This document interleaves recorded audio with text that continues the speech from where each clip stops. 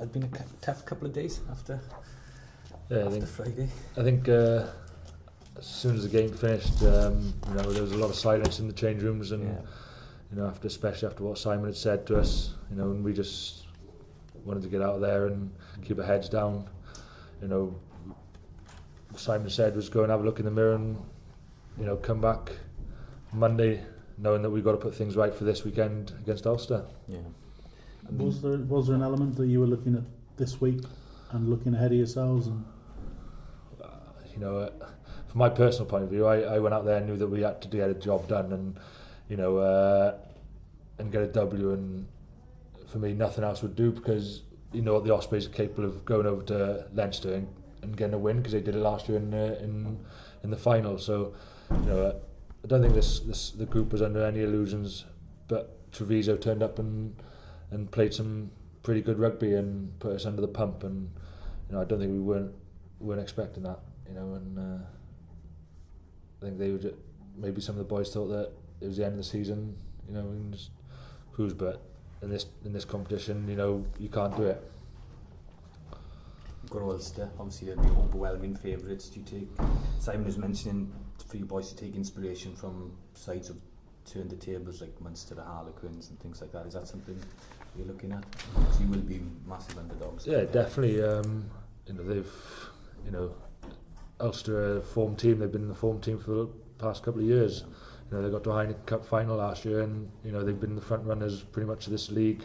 I think they won 9 or 10 on the bounce from the beginning. So, it's down to us basically to go over there and prove everyone wrong. But I think there's been times during this season where we have gone and proved people wrong. We've gone to Munster. We've done a double over them this year. We've done a double over Glasgow this year, and Munster are no mugs.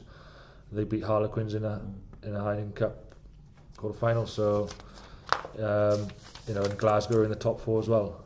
And what we've got to do is go over there and prove everyone wrong, but know we're capable of producing a performance and getting a victory. Is it almost easier being that people are writing you off and that there's no expectation as such? I think sometimes this group plays better when there's a bit of pressure on them. We've shown that during the year. People have written our scrum off, and we've turned that into a bit of a weapon this year. Our line-out's the best line-out in the league. And to be fair, Danny Wilson's really put some pressure on the boys to know their roles.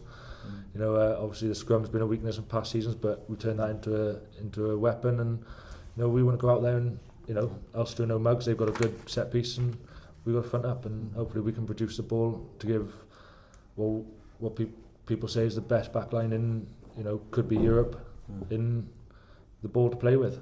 Nick Williams caused a lot of damage there in that league game earlier in the season. Obviously he's going to be a man to stop, isn't he? Yeah, I think he's definitely one of the main ball carriers, and we've just got to stop him at source.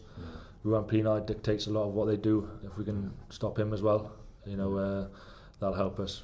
But I think it comes down to individual battles as well. You getting the better up on your opposite number. You come off that pitch and you're absolutely shattered, and you've put 100% in. You can look in the mirror and say, I gave everything there, and hopefully that'll give us that victory.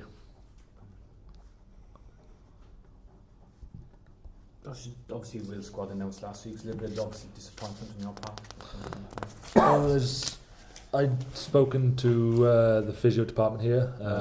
I've had a pre-existing injury, and we pre-booked some surgery. Oh, right, okay. So I pretty much ruled myself out of going on tour, so I can get this sorted out before the beginning of the next season, so I can come back fresh. Tough decision to make though, isn't it, when you sort of rule yourself out of a Wales tour as such? Yeah, definitely, and all credit to all the youngsters who've made that tour as well. A lot of those players have worked hard throughout the season, and they deserve their opportunity. But for me personally, it was about getting this injury sorted out so I can come back stronger next year and push forward for fingers crossed to open internationals and Six Nations next season, and not let it drag on into next season where I could potentially miss the beginning of the season. Difficult to see, because that could have been a really big and important tour for you to get back into the first choice Wales team. Did you agonise over that choice? Yeah, it was a little bit tough, but I think with the injury being having had it for a while, and you know, I had it through the Six Nations as well. I've tried to go as long as I can with it, but it's it's the best solution was to get it sorted out, and for me before the beginning of the next season, so I don't miss any of the Scarlets rugby and I can crack on from the beginning. Josh, what's your favourite position? 6. 6 it is. Yeah. I've toyed between playing 7, 8, 6, playing everywhere, playing second row. So, there's that utility factor. You know, several players done it. John Thomas, he's one who's done it in a couple of seasons, and you know, it's not ideal being moved around to different positions. But say when I'm 28, 29, 30, maybe there's a possibility of moving up to prolong my career. But at the moment, I'd like to nail down that 6 slot. There's stiff competition here, especially with Aaron Shingler. The way he's playing, and the competition drives everyone. It's what rugby's about. It's about winning, and you want to be in that team, don't you? So.